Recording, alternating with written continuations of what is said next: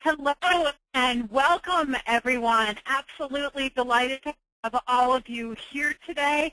There are many familiar faces or names, shall I say, as far as who's here and attending. And some of you I have not heard of or met before, so welcome. Excited about the quick 30 minutes we have together today to cover the power of group coaching in the workplace. And it is an absolutely powerful tool. To let all of you know, at the end of the conversation today, I do have something for you, for those of you who want it, as a thank you for having you here on the call. Getting started, the power of group coaching in the workplace, our agenda. We will talk about coaching. What is it? And many of you, at least the ones I know you know the definition here. We're going to get that out for our working purposes today. And of course, we'll also talk group and team coaching. I'm actually going to give you the difference between a group and a team when we're getting into the definition of what is group coaching. So we will cover that as well. I know that some of you had submitted a question on that ahead of time. To let you know, I do have your questions that were submitted ahead of time incorporated throughout the conversation today, and you are absolutely welcome to ask more questions. Please type those in on the question panel so I can answer and respond to them. I will monitor that as we go. We're going to talk benefits of group coaching. Now, of course, this is a challenge in and of itself because the research on coaching is on coaching and more specifically coaching individuals. So there hasn't really been the quantitative or qualitative studies of group coaching. What that means for us is we're going to extrapolate. We're going to take that research on individual coaching and talk about what that means in terms of opportunities for group coaching. We're going to get into how to manage group coaching and the power, some of those outcomes that we're looking for from that, and then, of course, talk resources for you. So lots of great things to cover in a very quick time period with just 30 minutes. So starting with our definition, and if you've been to some of our different events, you've probably seen this already. Those of you familiar with the ICF have seen it in the Code of Ethics. So coaching, whether it's executive, career, business, or life, and I'm going to add group or team coaching, is a strategic partnership. And we love that idea of it being a strategic partnership. In other words, it really is working together. And it's where the coach empowers the client. This is incredibly significant. What this means is that the coach's job is to put the client in charge of being their own best expert, making their own decisions.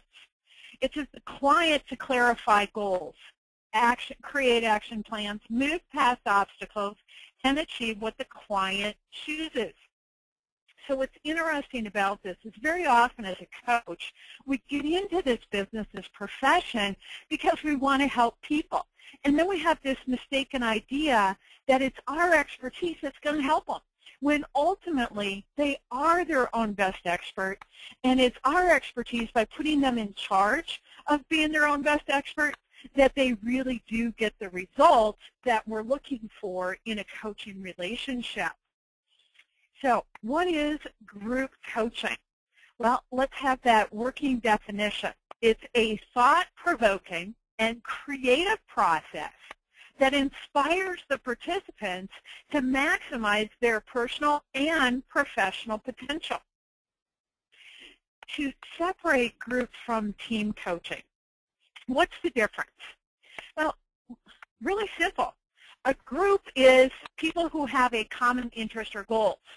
So let me give you an example. Let's say I'm a coach and I'm in business, and perhaps my specialty is career coaching, and I work with people on their careers. I decide I'm going to do some group coaching. Well, what I will do is offer it to my individual clients. Hey, we're going to do some group coaching around career. And then as a group, we'll get together and talk about different aspects of the career piece. So these are people that don't know each other outside of the group. What they do have in common is whatever they're working on. It may be I'm a small business coach, and I bring together people who have small businesses, and they have common interests or goals. So there's value to them in being in a group together and discussing what it is they want to focus on and move towards.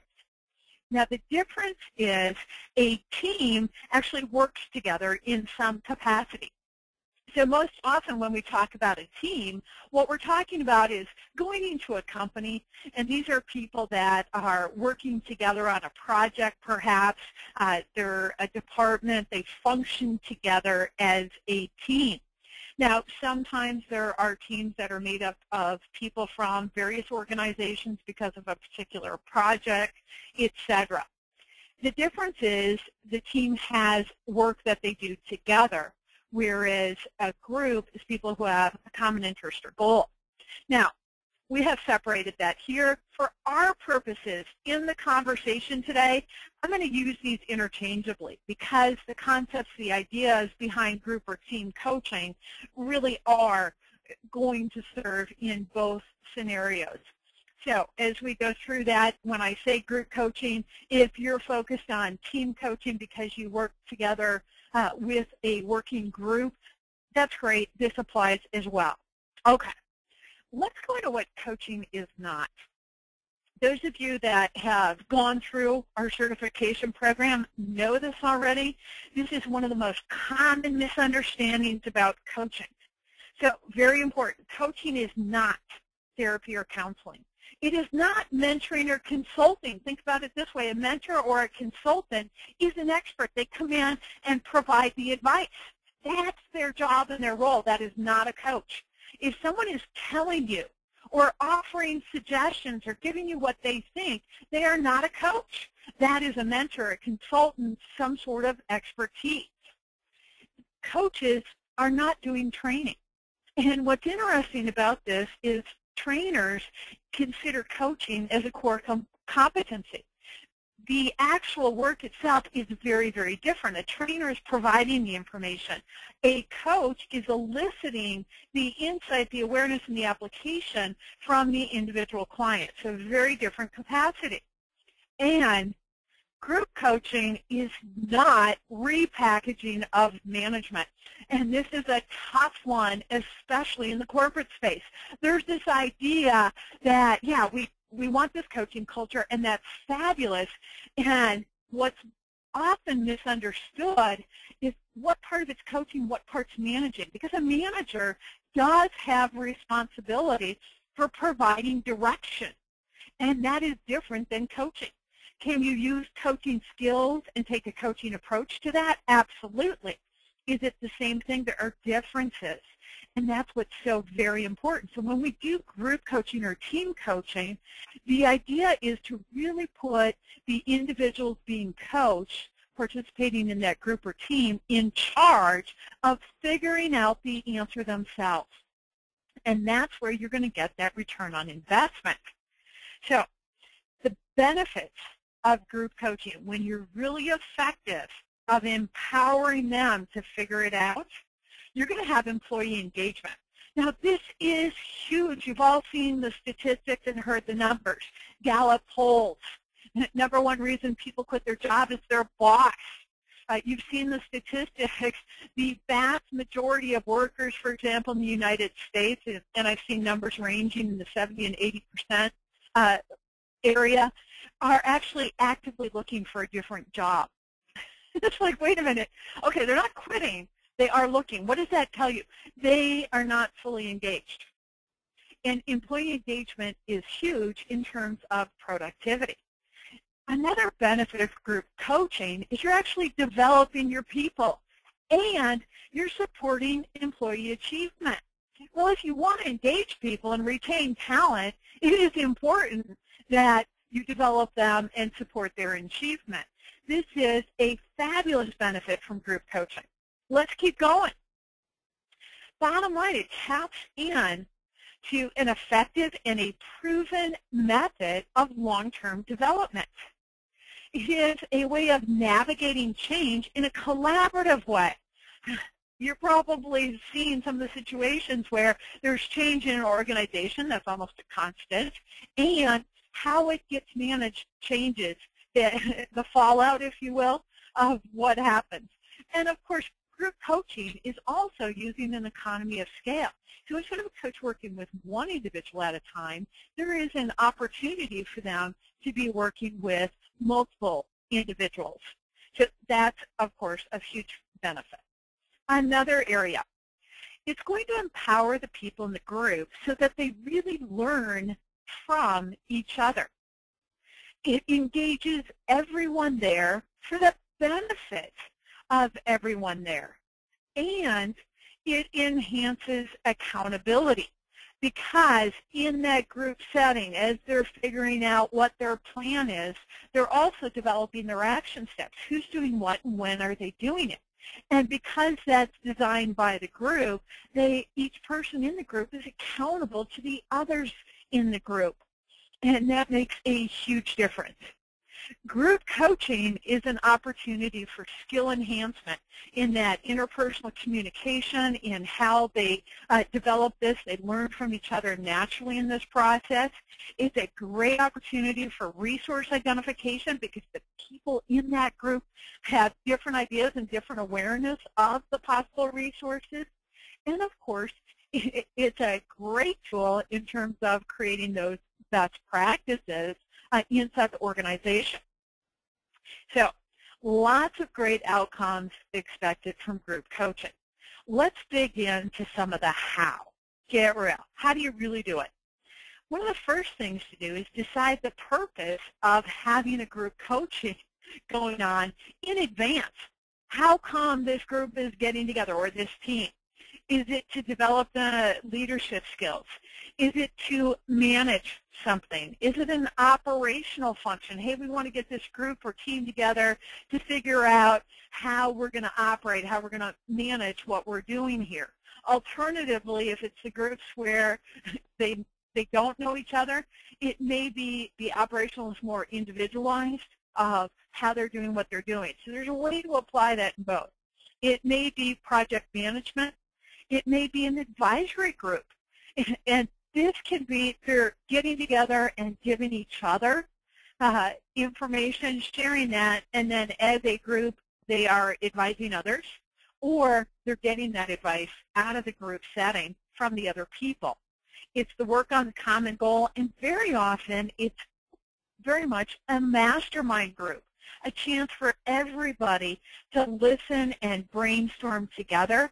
Absolutely amazing opportunity there. So whatever your purpose, decide that before you start with your group or your team. Next, think about the focus ahead of time. Is this about relationships, or is this about tasks? So if you're bringing a coach in to work with a group or a team, is it how they interact with each other? Is it how they interact with other groups or teams or other stakeholders? Or is it all about the work that they're doing, what they're getting done? These are different focus areas. It may be there's actually a combination. The key here is you're thinking about it, you're talking about it, you're anticipating it in advance and setting that up. Now, for those of you that do groups where they don't know each other, sometimes the relationship side is the relationships they have with their own stakeholders, and it's focused on that. So giving you the awareness. And of course, the task part is how they're doing what they're doing. Now, next piece, what's the role of the coach? So if you're in an organization coaching, for example, you've got a couple of questions. Are you part of that group or team, or are you outside of it? You see, that makes a difference. When you're part of it, you're part of adding ideas and participating in the brainstorm. When you're outside of it, you're the one who is facilitating that happening with everyone else. So it's different, and it does have an impact. Because if you're the coach and you're brainstorming and adding ideas, and you're also the one who's coaching the entire group, a different weight is given to the ideas you have and that you put out there.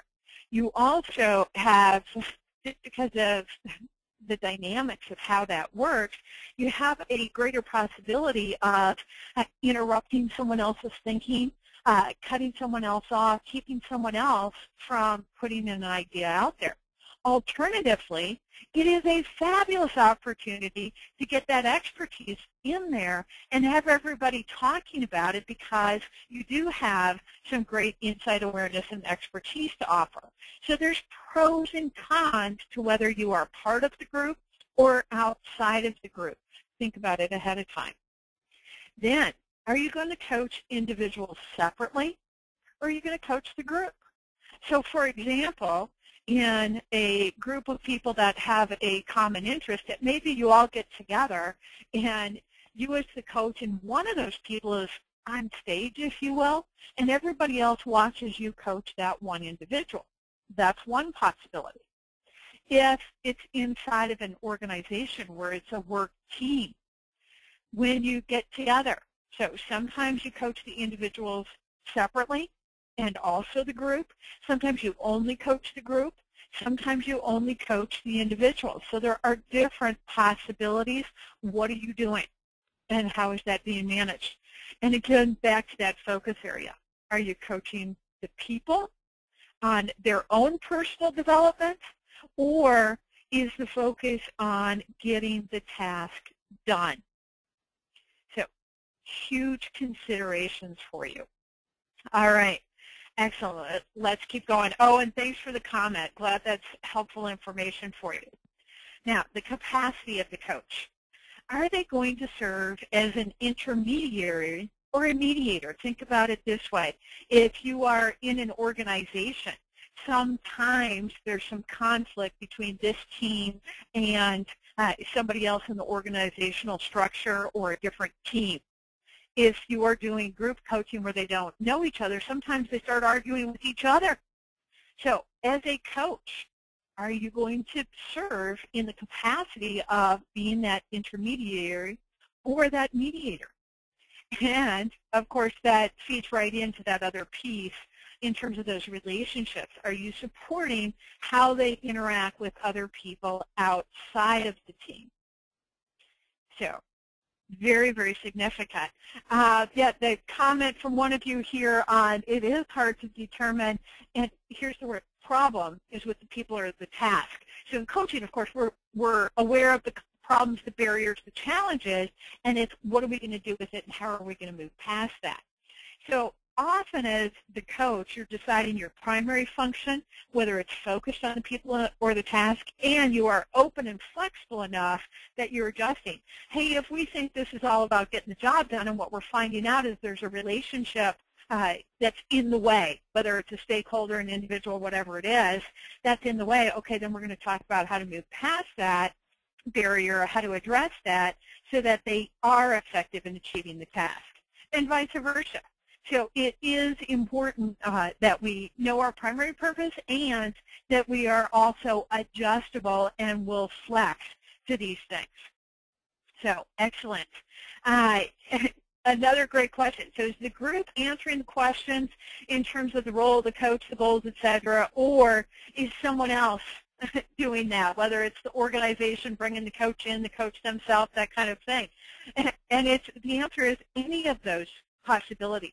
So it may be, if it's a coach in business, they're going to decide, hey, this is how I'm going to put this together and the general flow of it. It may be they get hired by a company to come in and work with the team, and the company says, here are the objectives. And, of course, the ideal is to get the group or the team engaged in having this conversation. What's the role of the coach? What's the goal of us all getting together as a group or a team? So excellent, another great question. And let's keep building with that. So when you're going to have a group or have a team, one thing you're going to do is decide who's going to be there. So a couple of things. First off, the common interest. So that's the groups. For those of you that are coaches and you're in business and you have individual clients, et cetera, you're deciding to add another service, expand what your offerings are in terms of a business person. So you're going to do group coaching. Well, think about it this way. Maybe you have one client going through a divorce and another client starting a business and another client transitioning into a new leadership role on the job, and you have another client looking for a job. Are you going to put them together and call them a group? No. They're all going after different things. Alternatively, if your specialty happens to be the example of career coaching or the small business coach or whatever it is, then you've got people that are working on very similar things. They have common interests or goals. In a case like that, a group makes a lot of sense, and they're going to accomplish a lot. Now, in terms of the team, it's about that common focus. What is this team working on? Whether it's that project focus, the relationship focus, all of the above. So considering that, and I'm going to take just a minute. There's another question here. Let's see. If we could give suggestions on how long a session is based on how many people there are. So excellent. Love it. That's a great question. Thank you for that. So first off, yeah, let's talk how many people, and then let's talk how long. So if you have 3 people, that's a start. Up to 12 people, it's pretty easy to engage everyone. Technically speaking, up to 15 people is a group. When you get over that, it makes it more difficult, if you will, to fully engage all of the participants. So unless there's some extenuating circumstance, you're going to want to cap it. Now, your sweet spot for that, your sweet spot is really 6 to 10. 6 to 10 people is a great size in terms of fully engaging and involving everyone in what you're doing. A sweet spot in terms of the dynamic for group or team coaching. Now, how long do you need? What I'm seeing, yeah, there are a lot of groups that will do a 60-minute session. Oftentimes that's based on, well, a normal coaching session is 60 minutes. That's how we do it, that kind of thing. I'm finding 90 minutes can be really good depending on the topic and depending on the coach. So some coaches get how to really give the group the space to figure it out and dig in, and 90 minutes is incredibly valuable so that they do that. So it's a pro-con. It's also cultural based on the people and what the focus area is. So typical time period is 60 minutes to 90 minutes. Do you want to go beyond that? Not usually. That's about the capacity of most people in terms of a focused conversation where they're digging into something. So think about 60 to 90 minutes. Do think about culture scheduling, etc. In terms of that. And, of course, when you're managing it, it's important. So excellent, excellent. All right. Next, on managing the group coaching, you're going to think about how much preparation are you doing as a coach ahead of time. So sometimes you're really planning and preparing and you've got these questions listed, etc. Other times you show up and you say, hey, what do you guys want to talk about today? So how does that work? Well, that means you may be pre-selecting the topics. You may be deciding at the start of your group or team, or you may be getting group input on this. So let's talk these through. Pre-selected topics or ideas. Let me give you an example. If you're an individual coach in business, and let's say you coach, do career coaching. Okay, great. So you're going to put together groups. You've got a bunch of individual clients. They're in that job search, whatever it is. It's pretty easy to figure out topics that are going to be significant and relevant to everyone.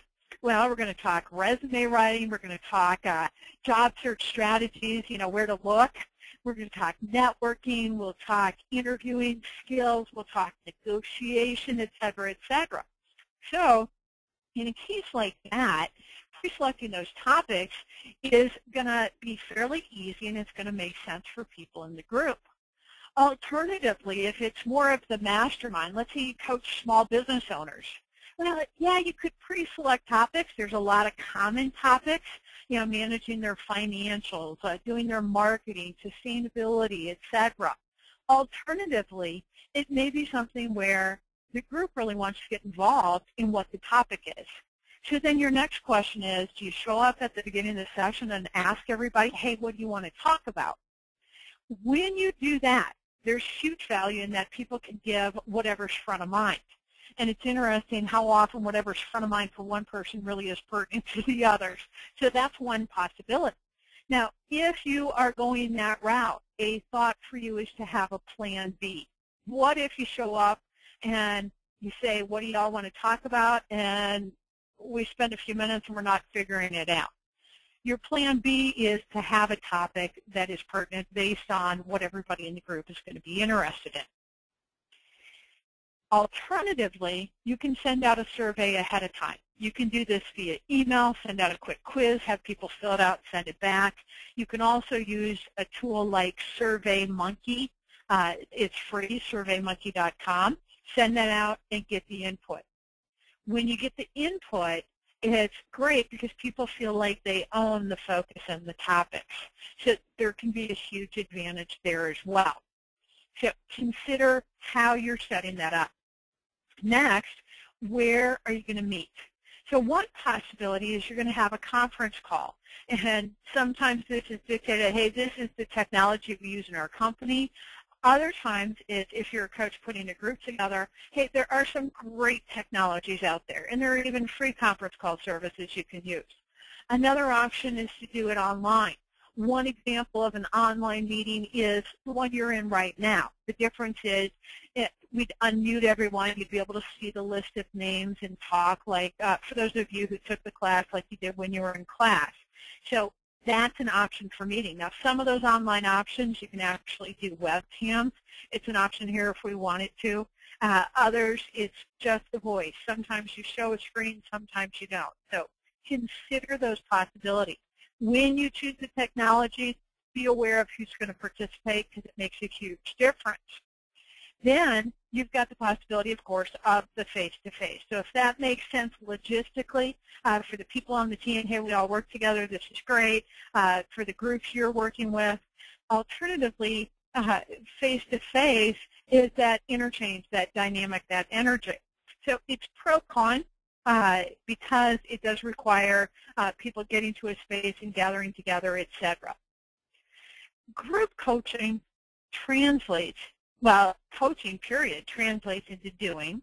Doing translates into impact in the business.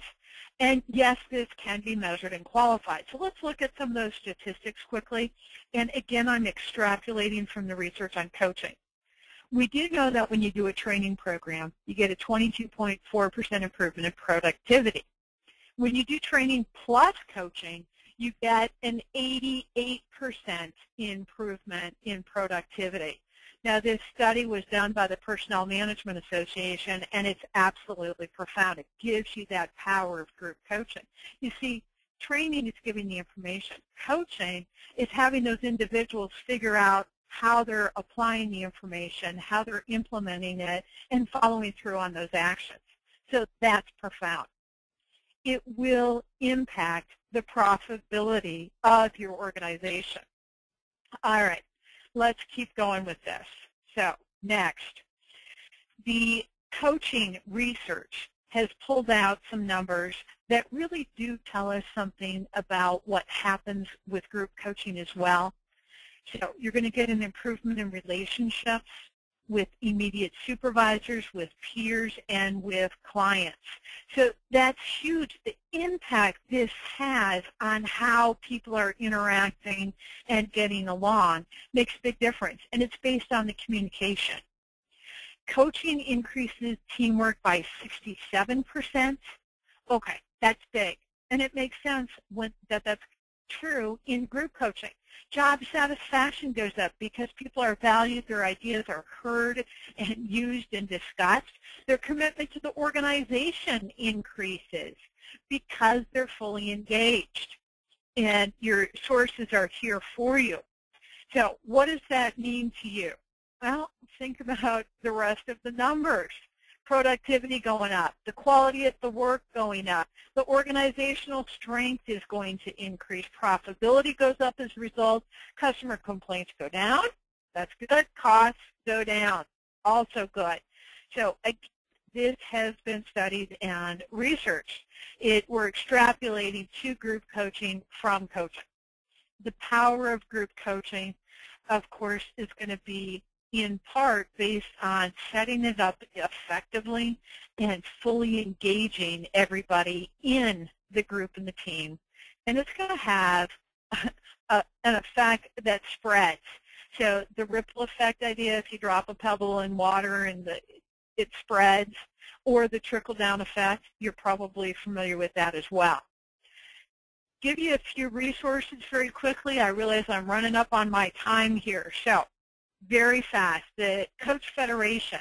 International Coach Federation is a nonprofit professional membership organization for coaches. If you are a coach in business, you absolutely want to be a member of the ICF. Increasingly, that really is the gold standard. That is, okay, yes, you are a professional coach. Inside your organization, it's also a resource for you. A ton of great information. The Center for Coaching Certification. Of course, many of you know us. You're familiar with us. I do think about half of you have actually taken the class with us. So that's a great resource for you as well. And then the Center for Coaching Solutions. This is an organization, sister company to the Center for Coaching Certification, where our entire focus is supporting you in what you're doing with coaching. So we will provide consulting to help you start and run a coaching program. We will provide training of coaches, and we also provide coaches when you want to hire external coaches. So that's a resource for you. Some of the things that are available in terms of information, we do publish 3 blog articles a week. We publish a book every year. The free webinars like this, we're available for a quick check-in if you want to have questions answered, that kind of thing, and then also for the outsourcing. So to give you these resources, you've got the website. You can access the blog. If you go to our resources page under recommended reading, you'll see our book series. We've got a 4th one out actually now too. And then, of course, these free webinars. In terms of a quick check, feel free to call or email. If you have a question, you want to know more, let us know. As far as outsourcing, we absolutely want to be available to you and your organization when you're looking at a company for consulting, for training, or for coaching services. At the beginning, I did promise something to you, so a free consultation, or if you want it to be simply a free, hey, I want 30 minutes coaching, that kind of thing. In addition to that gift that I'm giving you of that 30 minutes, think about choosing what resources you're using, whether here or in other places. There are a lot of resources out there, and get intentional with your process so that you're implementing and getting the results. Thank you, all of you, for being here. I appreciate your time, your participation. I believe I have answered the questions that have come through in the question panel. If you do have additional questions, feel free to type them in. And every once in a while, I have a brave soul on call who will actually raise their hand by clicking on that picture of the hand in your control panel, and I will unmute you, and you can come on live and ask your question. Those of you that do have to go, of course, we used our time. Thanks for being here. I'll get a follow-up email out to you with a link to the recording on YouTube, so if you want to come back and check it out again, you'll have that opportunity. And I will also stay around and answer additional questions for those of you that have those additional questions. So thank you, everyone. And by the way, those of you that are typing in the things, I definitely appreciate your comments. Glad to hear that it was helpful information to you. And let's see. Okay, so is the sidebar? Yes, in terms of the Master Coach class, I've got a question on that. That Master Coach class absolutely does a lot with group coaching. We have a great time with it. It is part of the curriculum. It's part of your coaching practicum as well. Everybody in the Master Coach class is going to do a group coaching session and participate in group coaching, so you experience different approaches and processes and technologies. So yes, it's part of that, and if you want to know more, feel free to catch me offline and we can talk more. And okay, the Master Coach class schedule is on the website. There's a drop-down menu for the Master Coach class. It's going to start in March. So that's available. It's coming up next month, so you can check that out. The continuing education hours for those of you that already have certification, yes, this counts as 30 minutes. We do 30 minutes each month and 1 hour every other month. We've got a great one coming up next month. Access to continuing education is on the website and, of course, in the newsletter we send out to you. So feel free to register for those additional programs. Love to have you here. I've got another question on access to the slides. What we do in this is we will give you access to the recording on a YouTube channel so you can see it again. We don't actually send out the slides, and part of that is, the whole copyright piece, etc. So you will have access to the information again. All right, so lots of comments and everything scrolling by, so definitely appreciate it. Thank you, all of you. Okay, another one here. Yes, the entire training can be completed online. I do realize that actually a number of you on the call are international, so we offer virtual classes regularly for the professional coach class. The next one coming up is in April, so you can check out the schedule for that. There'll be one in May as well. And then the master coach class, the entire program is done virtually, and we do have students from all over the world in that one. So good, thank you for that. And again, thank you for all your comments. I'm going to go ahead and close it out just because I believe I have covered everything. And so thank you, all of you, for that. Oh, got another question here. Let's see. If a company hires you in terms of doing the coaching and it's not what they think it is, or you have different ideas. So here's the key. When you as a coach get hired by a company, it is incredibly important before you start that you're having the conversation in terms of what coaching is and how it works. Very often it does mean educating people, because there are companies that think, okay, I'm going to hire you as a coach, you'll come in and work with my people or person or whatever, and you'll tell me everything that's going on. And they are unaware. So sharing with them, and this is the beauty of the International Coach Federation, sharing with them the code of ethics and what it says, the definition, the pieces on confidentiality, that's a big part of it. And then on top of that, when you do your agreements, for example, in the Master Coach class, we do, in the login page, we give coaches examples of a master service agreement, which is what you sign with the company, and then you attach a statement of work, and then the separate coaching agreement. So the service agreement is with the company. In the code of ethics, they're defined as the sponsor. And then the actual coaching is with the person who gets coached, and they're your client. So having that code of ethics, having the ICF, and being able to put that out there, that's huge in terms of credibility when you're educating someone. So excellent question on that. Okay, so a question on the training. And to share with you, in terms of the training programs, we do on the YouTube channel have a recording that an hour talking about certification. So we do a professional coach class for 30 hours. Our master coach class, you actually get credit for 35 hours. So the two combined give you 65 hours of coach training. That's more than enough to get you in as a member of the ICF and move toward credentialing when you want to do that as well. So excellent. Oh, it's so fun. Y'all are just keep going with your comments and your questions. So I definitely appreciate that. Thank you for all of that. I am going to email you and give you my contact information. Those of you that let me know you do want to schedule time, I'll actually give you a link to my calendar, and you can go into my calendar, pick a time that works for you, and schedule. For those of you that are international, we can actually meet online, and that's fine. Whether you prefer, I can set up a webinar like this where we can talk, or we can do Skype, etc. Those of you that are in the U.S., if you give me a phone number, I'll call you on that day at that time and give you the time to answer those additional questions. Thank you, all of you, for being here. Definitely appreciate your input and your comments in the question panel. Look forward to staying connected and being of further service. So thank you.